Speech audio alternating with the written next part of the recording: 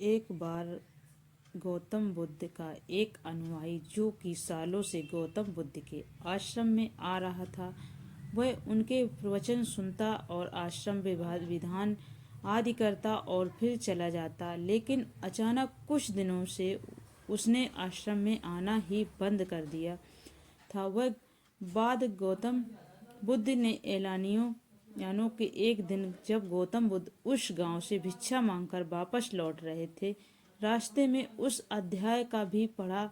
बुद्ध उसके घर में अंदर चले गए और अंदर जाकर देखा तो वह इंसान आंगन में बैठकर कुछ काम कर रहा था।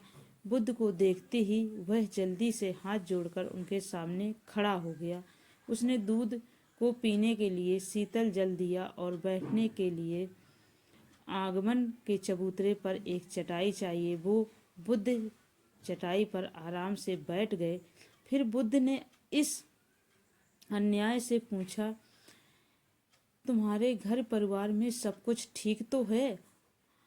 अब अन्याय बोला, हफ्ते सब ठीक है। और बुद्ध ने पूछा, फिर तुम्हें आजकल आश्रम में आना क्यों छोड़ दिया? यह सुनी वह अनुसार थोड़ा सा शर्मिंदा होने लगा। फिर बोला, अब मैं आपको कैसे बताऊं?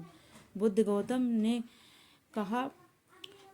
गौतम तुमने हमको कह सकते हो। अनिल भाई ने कहा, मेरे वस्त्र बहुत ही पुराने हो चुके हैं। वे कई जगह से फट गए हैं और उनमें से कोई निकल आए हैं। अब वह बिल्कुल भी पहनने लायक नहीं रहे कि नहीं।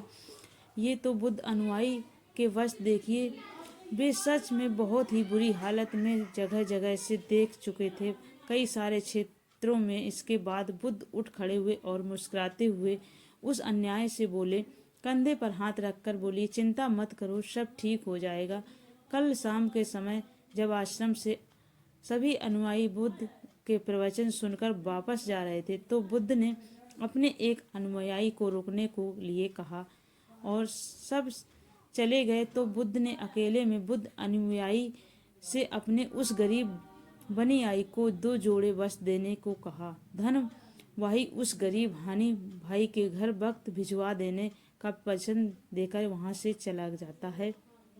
अगले दिन सुबह वह अमीर अनुयायी उस गरीब अनुयायी के परिवार की हर एक सदस्य के लिए 2 जोड़े कपड़े एक पोटली में बनवा कर अपने नौकर के हाथ भिजवा देता है, जिसे देखकर वह उस गरीब अनुयायी का पूरा परिवार बहुत ही खुश होता है। अगले दिन जगह बनाई दोबारा से बुद्ध के आश्रम में उनके प्रवचन सुनने आता है। तो अंत में जाते समय वह अपनी गाड़ी को रोककर उससे पूछते हैं कि तुम अपने नए वस्त्र में आराम से, वह तुम्हें और कुछ तो नहीं चाहिए? अन्यायी ने कहा, पहले तो आपका बहुत बहुत आभार बनते हैं। इन कपड़ों में बिल्कुल आराम से हूँ और मुझे अब और कुछ नहीं चाहिए। बुद्ध ने आगे से पूछा, अब सबके तुम्हें नए वर्ष के लिए वस्त्र प्राप्त हो चुके हैं, तो तुमने अपने पुराने वस्त्रों का त्याग किया?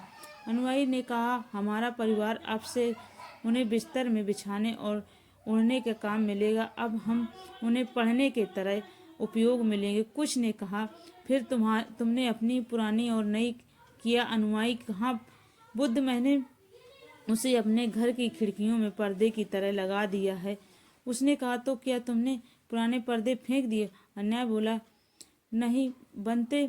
अब वे उन पर्दों को छोटे छोटे टुकड़ों करके उनके उपयोग रसोई में गर्म बर्तनों के तैयार करने में नहीं और अपने के लिए कह रहा है। बुद्ध ने पूछा, तो फिर तुमने रसोई में पुराने कपड़ों का क्या किया? अन्याय ने कहा, अब मैं उनका उपयोग घर में पोछा लगाने के लिए करूंगा। बुद्ध ने कहा, फिर तो पुराने पूछेगा क्या हुआ? अनिल भाई ने कहा, बुद्ध वह पुराना पोछा इतना तार तार हो चुका था कि अब उसका कुछ भी नहीं किया जा सकता था। इसलिए मैंने उसको अच्छे से धागा अलग अलग करके बाद बना ली और उन्हीं में कुछ बातें दिनांक मैंने आश्रम में दान कर दिए हैं, जो अब आज रात से आपके कक्ष में प्रकाशित होने के लिए सुन। बुद्ध अनुयायी से संतुष्ट हो गए। वह उस बात को बहुत खुश थे कि उनका शिष्य वस्तुओं को बर्बाद नहीं करता, बल्कि उनका सही उपयोग करना जानता है। गौतम बुद्ध हमेशा अपने शिष्यों को बहुत ही कम चीज़ों का साथ जीवन निर्वाह करने शिक्षा देते। साथ उनका यह भी मानना था यदि हमारे पास कुछ भी हमारी ज़रूरत से अधिक है, हमें उसे दूसरे ज़रूरतमंद को लोग को दान कर देना चाहिए। खास हमारी आज की जनरेशन की ये बुद्ध का ये संदेश समझ जाए पाए। आज लगभग हर इंसान अपनी ज़रूरत के लिए अधिक बिजली खरीद रहा है, केवल लोगों को देखा देखी में और दूसरों के श्राप करने में चक्कर में आजकल पुरानी चीज़ों को रिमूव कर तो दूर की भी बात है, हम लाई हुई नई चीज़ों को भी पूरी तरह से यूज नहीं कर पाते। इसका यह कारण है कि भी आज की मॉडल दुनिया में रोज़ नई चूड़ियाँ इन्वेंट हो रही हैं, जिससे बहुत ही जल्द चीज़ों का टेंशन ख़त्म हो जाता है और दूसरी नई प्रकार की वस्तु चलने में आ जाती हैं। आजकल हम लोग कोई फ़ोन या प्रोडक्ट लेते हैं तो उन्हें कितने ही तरह फंक्शन की जांच करते हैं, लेकिन इस सर्विस के अनुसार इंसान अपने फ़ोन के 60% फीचर्स कभी यूज नहीं करता, फिर बहुत ही कम उसे यूज करता है। यानी कि ये अगर फीचर ना भी होते हैं जब इंसान का काम रुकने वाला नहीं था।